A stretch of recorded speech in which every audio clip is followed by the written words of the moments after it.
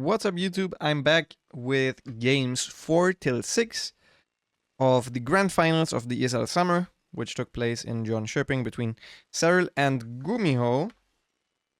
At this point in the series, Serral looked a little bit upset after the third game, and Gumiho won 2 out of the first 3 matches, and even the game that Serral won, he was in quite a bad position. So, momentum is definitely on Gumiho's side at this point in the finals. Serral going for a 15 hatch again, which I believe he did already in the first game. So we'll see how Gumiho reacts to it this time around.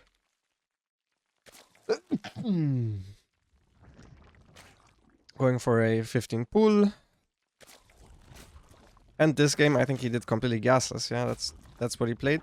This is what you also will sometimes see. Some of the Zergs do this against Protoss. If you don't want to get blocked on a very short map, so you can't even go 15 hatch, you need to go for 14 hatch if they leave their base right away, which, for example, players like Hero like to do.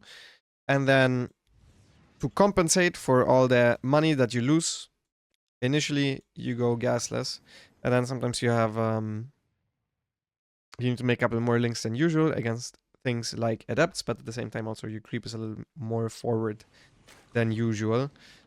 In this game, he just goes for a third hatch, and he stays completely gasless. Now, Gumiho does not actually see that the second gas is completely missing.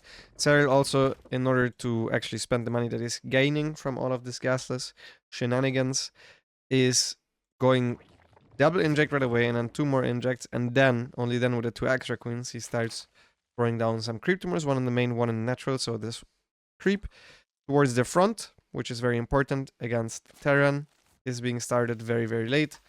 Gumiho once again going for a Cyclone drop opener, which is not good at all against Gasless. Things Gasless would be weak against are Hellion drop, for example. That's why Serral is going for an early Roachborn in order to defend against that kind of stuff. But yeah, Hellion drop, so the worst case would be Hellion drop with like a proxy starport. Especially if it's Marine first, so the earliest possible factory with an expansion. So that's either gas first or it's a Marine first, normal barracks gas opener. And then the Hellion drop will hit you at 4 minutes. So we'll see. We'll remember that and we'll check how much Serral is has ready for a potential Hellion drop at around that time, because I really don't think Roaches would ever be in time. So yeah, the Medevac leaves now. He did clear none of the overlords, actually. The overlord is down here, as we can see, going for a very delayed scout to make sure he's not getting surprised by anything, since Gumiho already started playing very tricky openers all 3 games so far. And yeah, now he's starting the roaches. So if a Hellion drop would hit you right now, you have 4 queens and 0 zerglings, and no zergling speed, most importantly. I think it's fair to say that it's very difficult to remain unfazed by a Hellion drop, or to not lose enough workers to still stay ahead from the gasless opener. So yeah, it's a little bit of gambling for sure. From Serral, Gumiho now drops into the main base. There were no overlords towards the right, so it looks like a late reaction, but actually there's just no overlords here, which makes sense because Gumiho once again went for the early medevac opener, so any overlord that would be here would just be free pickings. So you kind of need to pre-split your army in order to be ready everywhere. Gumiho following it up with a Cloak Banshee, once again, a very late Cloak Banshee. And some Hellions, so, but still into Bio. All of these openings can also be played into mech, of course. And now he's getting 12 worker kills. So yeah, this is the big downside. If you play without Zergling speed, just in general, defending Hellions is a lot harder with Roaches compared to how easy it is with Zerglings. And he also can't defend Overlords on the map, because he doesn't have Zergling speed. So let's say, even if he's playing against the same opener, but he has Link speed, Overlords here would be completely safe. Or here, because you could simply deny the medevac from dropping the Marines and the Cyclone, together with the Zerglings. Also, the creep would be further forward, usually. So there are some distinct downsides that we can see Gumiho taking advantage of. At this point, this is just a fake drop to make sure Serral is moving his roaches here. He's not even looking at it. This is completely shift queued, so a good move by Gumiho there. To then run into the third base, Not even perfectly timed. He's now going back in as well with a medevac drop without really losing that much. And yeah, this is a lot of damage done by these couple of aliens. One Mistral Italian goes into the low HPs. And now he went for one delayed Banshee, but I don't think he finished Cloak, yeah. It's just a safety Banshee against the Roaches. I think Gumiho once again is free-selling pretty hard. He's not even saturated on the minerals yet. So even though he did kill 16 workers overall, I don't actually think he's in too good of a spot because he simply... Well, first of all, he opened with a 2cc opener, but then also he went for triple starport unit production, which really delays your follow-ups a lot if you're playing bio. Serral is now follow-up scouting, which honestly is not even that important for him because he's going for missile upgrades and an infestation pit, which would be... That's basically what you want to have anyways against mech. And it is also good against bio.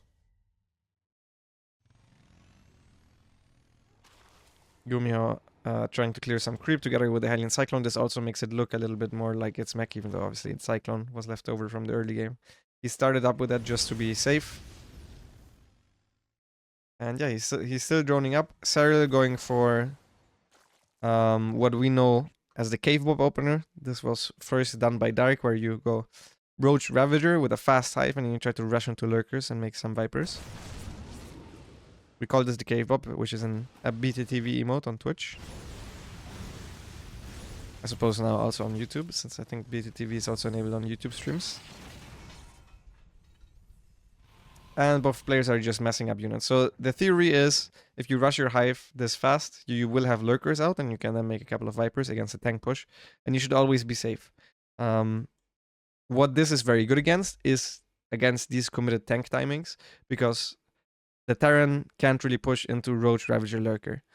What this is bad against, or the downsides of this, so to say, is that this doesn't set you up perfectly for the late game. It's just a way of getting you into the late game always. So if you think you're the better player and you can outplay your opponent in the late game, or if you think your opponent is even just weak against lurkers, you don't necessarily need to be better than your opponent.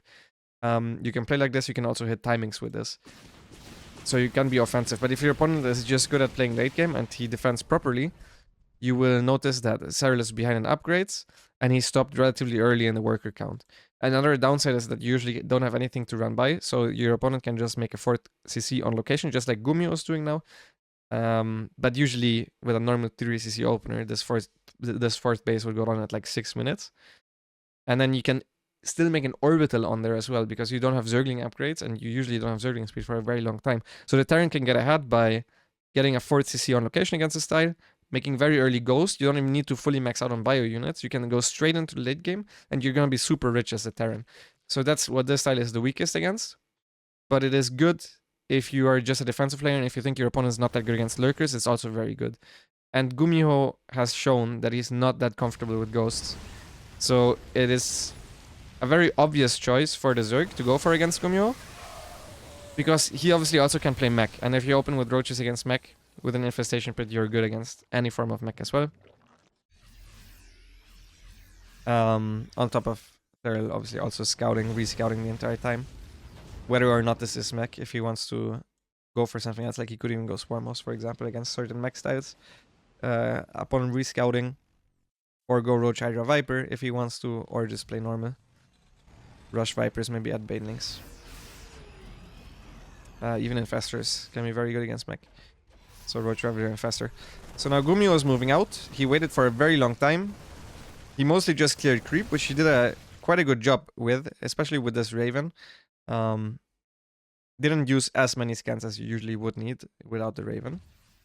So he did a nice job there. And if we take a look at the armies now, Serral's army is 7 Lurkers and the rest is Roach Ravager, but he already also has 2 Vipers.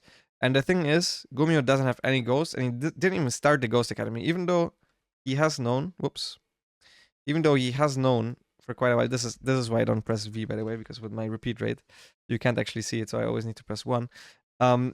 You can see, I have no clue why he's seeing this Viper. Let's see if he actually saw it.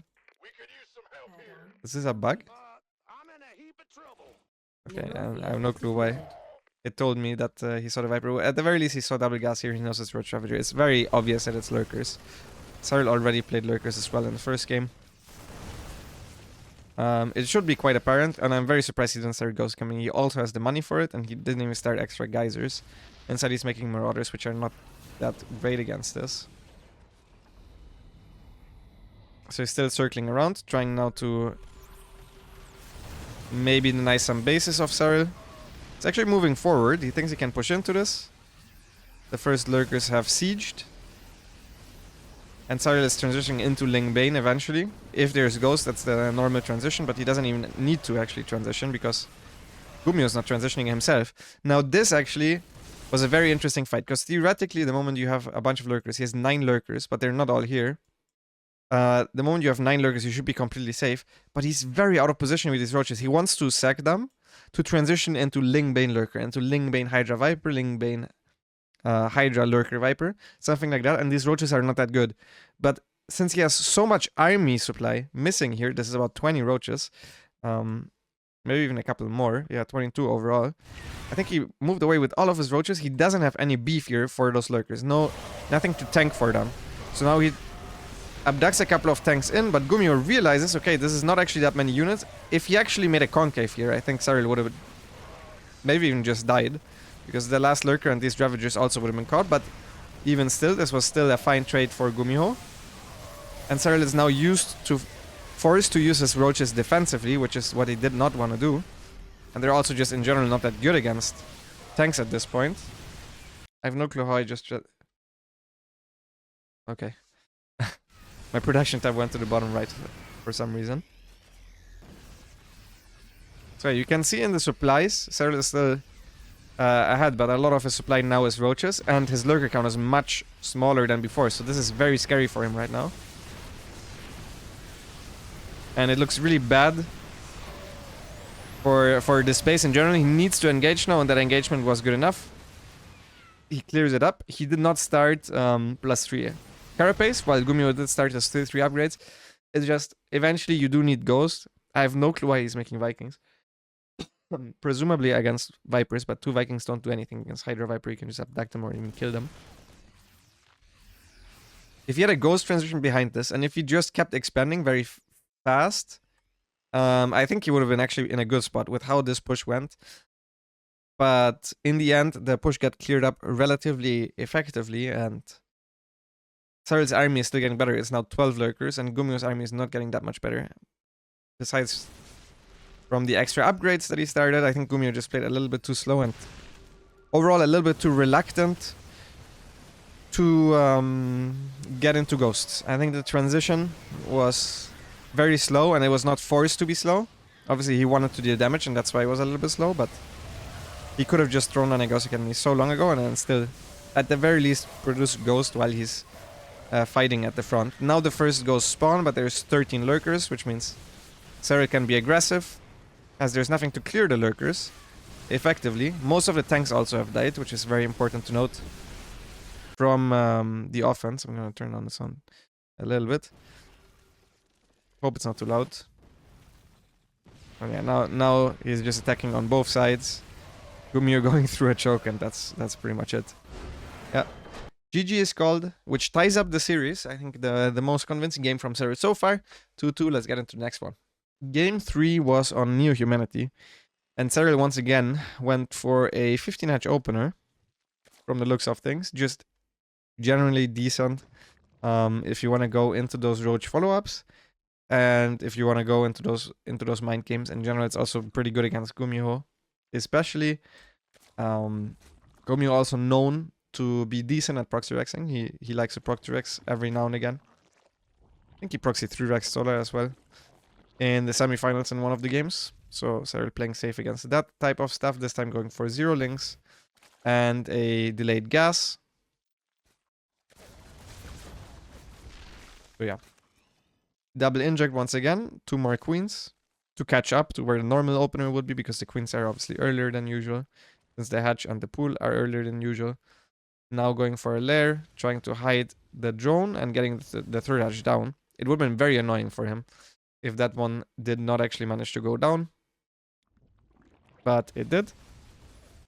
And he scouted that his opponent was going for marine production and a factory with a tech lab on it. Now, Gumiho blindly is starting tank production, which is really bad if you want to be aggressive against it. He's doing this off of 2 base as well. He's now dropping, he's cancelling the hatchery. Now he sees the roaches for the first time, even though you kind of have to go roaches from 15 hatch 2 base openers anyways. It's not really much of a choice. You could try a weird 2 base Muta opener as well. But it's pretty much always roaches. And now he already cancelled the 3rd hatch. His own 3rd CC is not that far away from the 3rd hatch of Serral. The worker count is almost even, and he saw that there were a lot of roaches. He has the perfect defense against a roach speed attack, which I have no clue. I have no clue why Serral would try to go for a roach speed attack with some Ravagers. I guess he wants to kill these add-ons.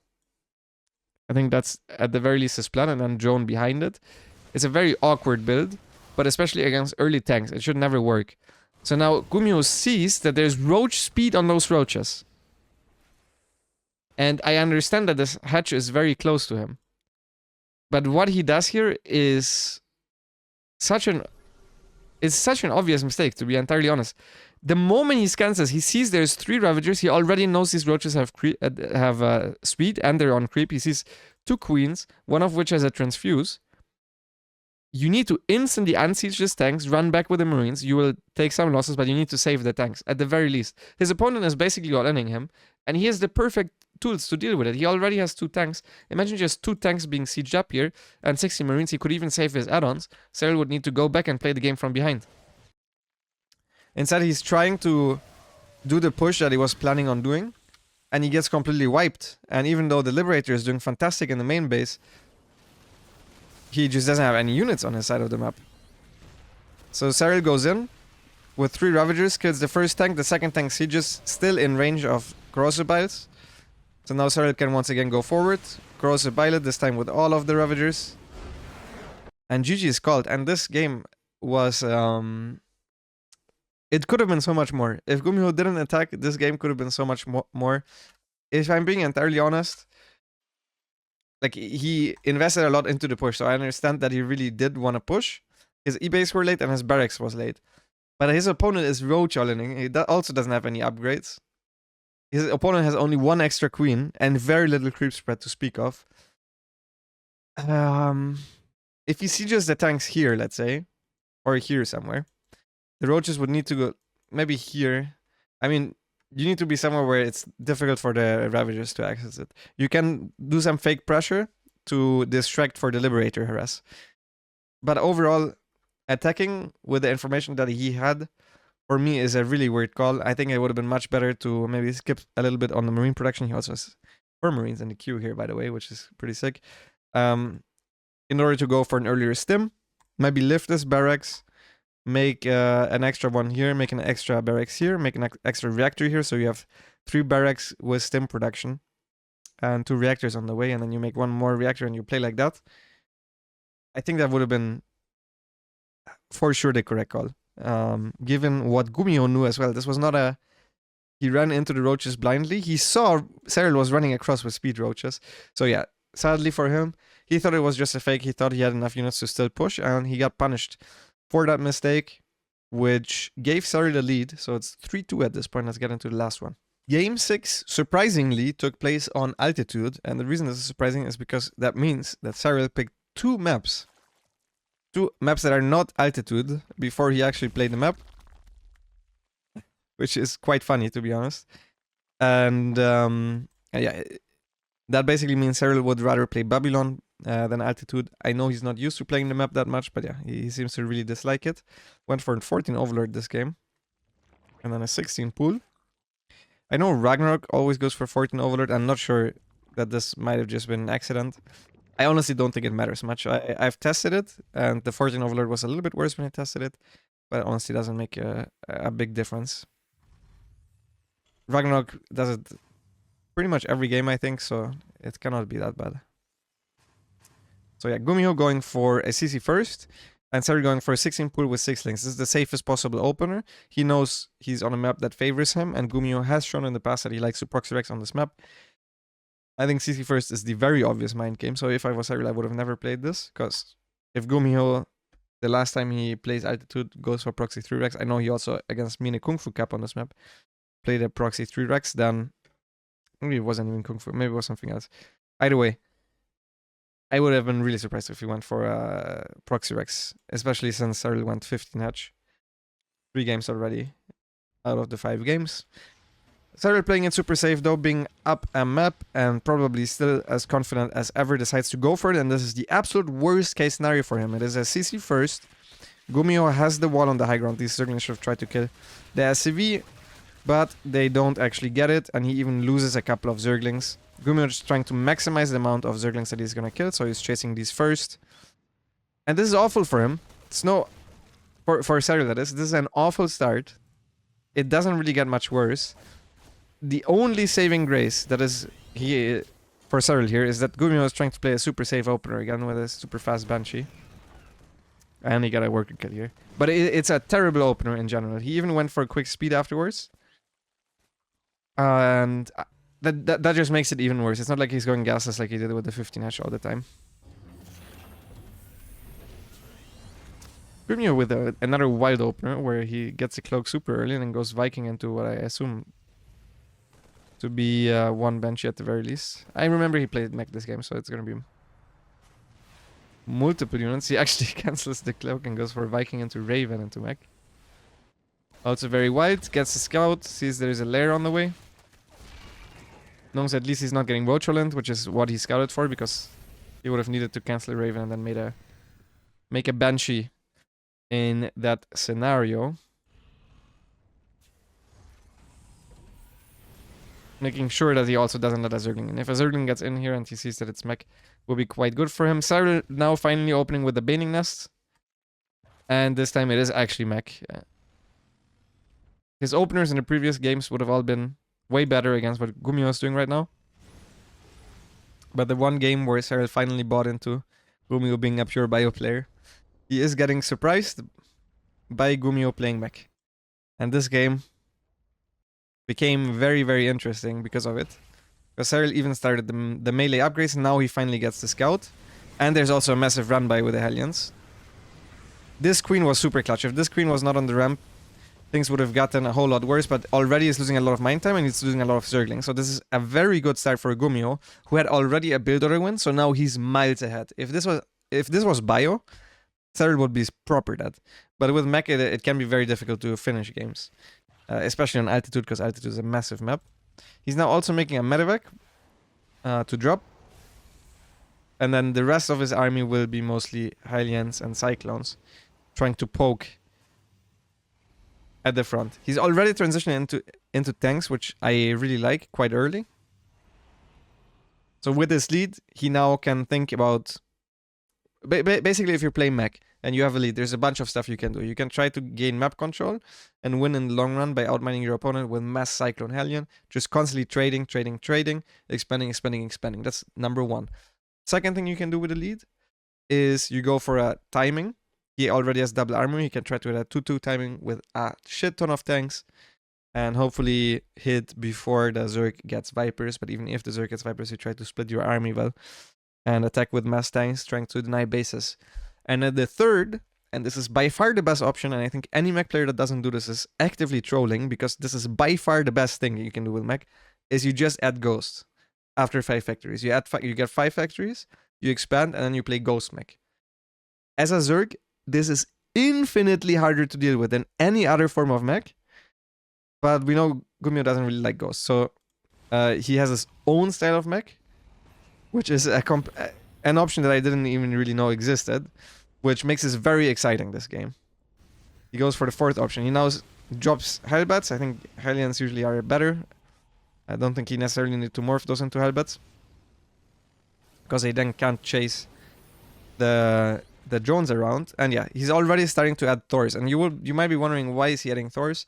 I honestly also think that if he just went mass tanks and attack, there's a very good chance that he could have won this game. But usually I think that's also one of the worst styles of mech. He's now adding extra factories. So he went 5 factories and now he's going into 8 factories. He's not messing Cyclones though. Instead, he's just making Thors and medevacs. And Serral already is going into Infestors. He's going into Infestors and Nurl.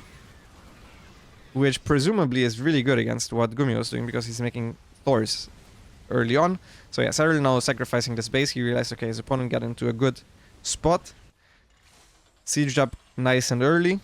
So he needs to counterattack. He's trying to trade these roaches. And he's getting good surface area here. On the Thor, kills one of the Thors, will kill a bunch of the Hellbats. And he's probably going to try to flank with the Infestors to get some Nurrels. The one thing is that Gumiho still has the Raven, so it's very difficult to use this Infestors well. But Gumiho decides to turn back, which I also think is a very good call. He only has 4 tanks at the front. The funny thing is he's not making more tanks. And I thought this was terrible. I honestly think if he just made tanks, this army would become a lot worse. Like, if you think about which mech army is the best against this, it's definitely the tank. Followed by the Ghost. Well, the Ghost is not really a mech unit. It will be the Ghost first, and then the Ghost is kind of the counter to every Zerg unit, though, so it doesn't really count either way. Yeah, no sensor towers, but he reads the army movement, and now he tries to just move his army towards Serrals. They're even in bank, which is good for the Terran for sure. He now drops on top of the Infestors, getting rid of the Nurrels. He still loses the Thor though, and a bunch of the Hellbats. But overall, a much better trade than if you didn't have the Hellbat drops, that's for sure. It's just that this is not really an army that you can push out with. This looks like just 3 tanks and 3 Thors. It's the least scary army if you have mass Ravagers. And he's expanding on location. Forgot to continue to build this. I assume this gets cancelled by a Zergling. He's doing a great job though, continuing his upgrades. And he's basically playing Thor Hellbat, which I know Mass Thor is really strong at like Diamond League, because my viewers very often ask me what's a counter to Mass Thor, but it's basically just making Infestors and then knurling the Thors. And Gumiho's response to this is, what if I just drop the Hellbats on top of the Infestors so the Nurrels get cancelled? I honestly think the counter to this, if there's no tanks, it's just Mass Ravager Infestor and you just Fungal Corrosive Bile. Because the Thors won't kill anything, and you can kill Thors quite reliably with Fungal plus Corrosive Bile. And you can also Fungal the Medivacs and then Nurl. I think that's also completely fine.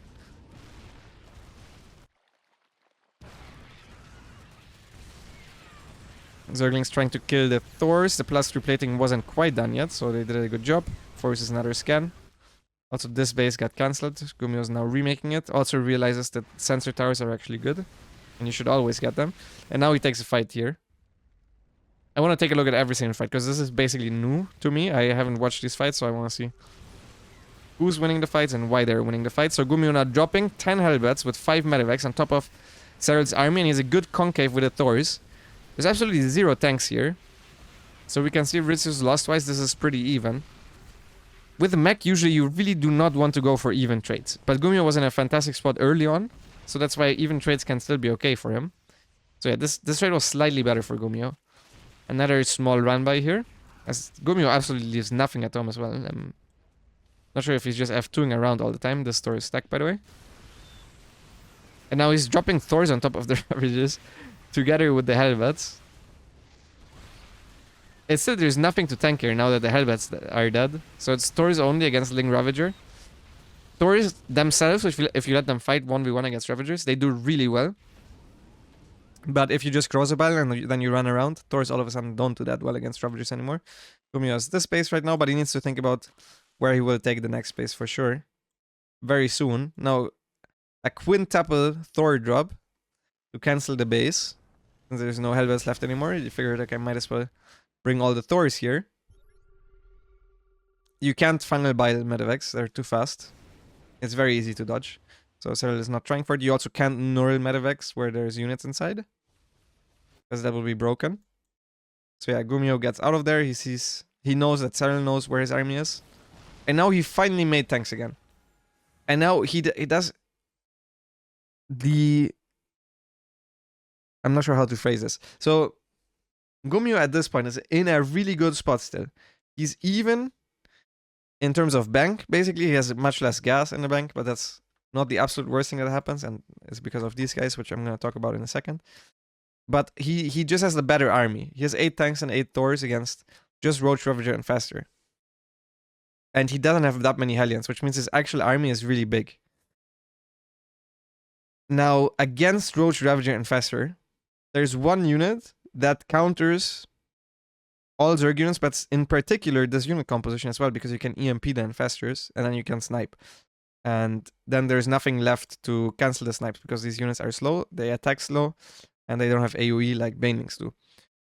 So usually if you add Ghost in this, I think Serral is completely dead. I'm not sure what he would do. He would probably try to go into Broodlords and try to camp it out and take good fights that way. But I think he's pretty dead. If you continue to play like Gumiho played so far, I also think Serral is kind of dead because he has been taking decent trades, but it's always been a little bit better for Gumiho, and it's difficult for Serral to establish new bases. This is usually a base that he needs. I don't think he could hold that base. This is a base that he's trying to get right now. I don't think he can take this base as well. Gumiho could even start expanding here very soon. But he goes for option C, which really is not an option. Now, I didn't know Thor, Halberd, Medevac was an option before this game, but I'm buying into it, all right? It looked cool, and it makes some sense against Roach Ravager and Faster. It cancels the Nurls. I still think just final Biling should be really good against this. But it worked well, especially as a one-time deal. It's very good. But making Battlecruisers is so bad against Infestor Ravager because what are you gonna do? You're gonna jump in, and let's say you get a Yamato on one Infestor each. The next Infestor will still just Nurl the Battlecruiser, and it's a bad trade because Battlecruisers are really expensive. Battlecruiser costs, I'm not even entirely sure that's how expensive it is. I think it costs 400, 250, or no, that's a carrier. I'm saying 400, 300 is I think what it costs. And the Fusion Core alone costs I think 150, 150. The Yamato is like an extra 100, 100. The extra starports cost a lot of money. You don't have the upgrades. You have +1 flyer attack upgrades. You usually wouldn't even need to get those. So he's spending a ton of resources into a Battlecruiser transition, which is the worst possible unit. I would rather have him with the supply of the Battlecruisers, just have more SCVs. Or more Hellions, or anything. Literally any other unit. More Cyclones. I really don't care. Battlecruiser is literally, it has negative value for your army because the Zerg will get it. The Zerg is playing Ravager and Faster, which is the ultimate counter to Battlecruisers. Because it's way more supply efficient than any other counter. And you don't even need any Corruptors for them. And he knows he's playing against Ravager and Faster. I have no clue why he made Battlecruisers. I need to be very critical of this because I think this is the biggest mistake. I think the push in the last game was questionable, but I think this is the biggest mistake that he made all series because he was winning this game quite hard. I honestly think he was winning every game at some point in the early game. So now he starts pushing forward, and now that he finally has tanks, this is super difficult to engage into. If you would take a look at it from Serral's point of view, how do you engage this? There's 8 siege tanks here. You can try to do it with a concave, but you have mostly Ravager and Faster. So you're not going to win a straight up fight. You need to poke, but you can't poke if there's a line of siege tanks. So Serral is doomed at this point. If these 3 Battlecruisers, which also are a lot of supply, were just extra tanks, I think the game's over. If they're ghosts, the game is Omega over, but even if they're just tanks, it's over. Even if it's just extra Hellions, I think the game's over. So he sees the Infestors, he drops on top of them, loses one of them to Nurl, and now he jumps on top of this army. It's not even in range. The tanks can't even support the Battlecruisers. He jumps in and gets every BC Nurled. What the fuck was this move? I'm gonna lose some of my money on YouTube because I just used a swear word, but I had the exact same reaction when I just saw the Battlecruiser in production. I was molding during the finals because he was winning so hard. He jumps in, gives his opponent 3 Battlecruisers to fire for him. Now they all die. At the very least, I guess he forced Corruptors, which I really don't think are necessary, to be entirely honest. He now teleports to the other side of the map. Serral burrows. It was a better trade for Serral, which is really hard to have against mech without many Hellions. The only times you usually see cost-effective trades is against like Hellion Cyclone type armies. But if it's mass siege tank against Roach Ravager, you shouldn't have a negative trade ever for you. And at this point, it's starting to look a little bit worse, but still doable. But he's still making Battlecruisers, which they're like early game mech units, and they're really good to force your opponent to make Corruptors early on. That's what Battlecruisers are good for. That's why you make like 3 of them early on, and then you never make any of them after. They're not a late game unit. They are terrible against infestors, but you can't just go infestors right away because you need anti-air against them early, so that's why usually you see Terrans play battlecruisers. But holy moly, they were the worst possible thing to go for, and you can see right after he started making them, he kind of just died. There's not much more to read into this. I just wish he would have kept playing his actual style with a couple more tanks, basically like he did, and then just didn't make the battlecruiser. I think he was winning. Even though this is obviously the best Zerg army. So it's always difficult to actually close out the game, but he could have just kept expanding while attacking. And Serral actually didn't have that many extra bases. But yeah, battlecruisers just suck. They're not good against corrupt. Like, they're not good against realistically any Zerg unit. That's not like, Serral is not a gold league player who thinks, okay, there's battlecruisers, now I'm gonna make Hydras. He already had the infestors. Is the main issue about all of this. So yeah, now Serral pushes in. There's not that many tanks left over. Can get a double kill here. He's still pushing. There's still battlecruisers in production, which just makes me sad, to be entirely honest.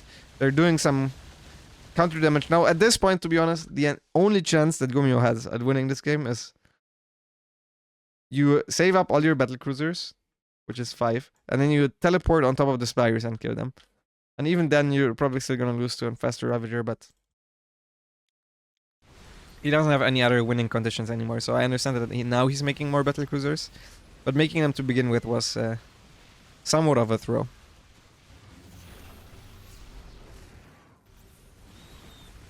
Trying to be active now with the Cyclones. Even just the Cyclones honestly do better than the battlecruiser army that he made before, and it's still getting close. But I just wish he didn't make. If he just made Cyclones right away, I also think he would have won. Just any unit that was not the battlecruiser. The army supplies are kind of close here, and Serral doesn't have that much mining anymore. So this was still somewhat close. The infestors are out of energy. It's just Gumiho is running out of units. He still has 10 Cyclones, and he's trying to split them up like one by one now.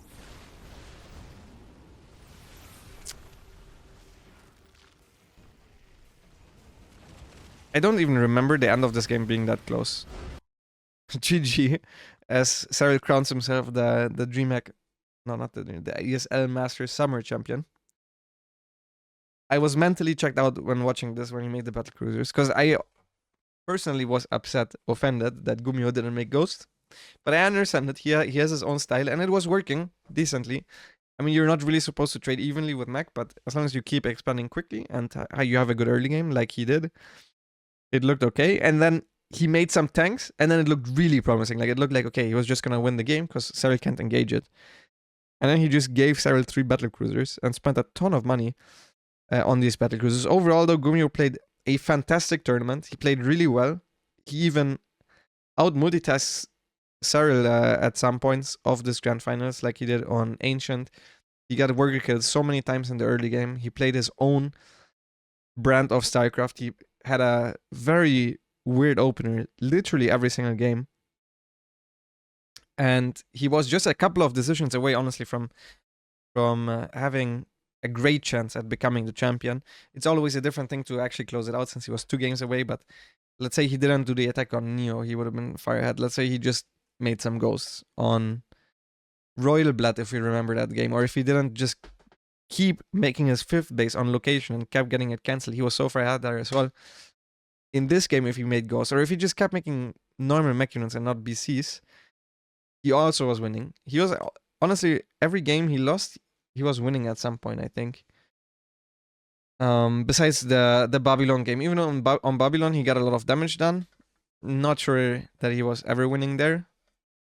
But I think he still was in an okay spot after the initial fight there if he made ghosts. But all of those are ifs.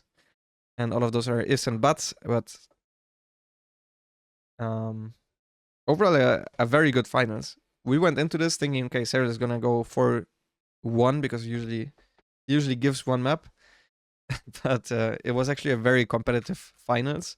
And 4-2 doesn't even sound as close as some of the matches were. So good job by Gumiho and nice play by Serral. I'm gonna start experimenting myself as well a little bit with the gasless styles, or with the 15 styles rather, with the roach openers. They seem very good against mech bio players, specifically against players like Gumiho, where they are not as well versed in the normal late games.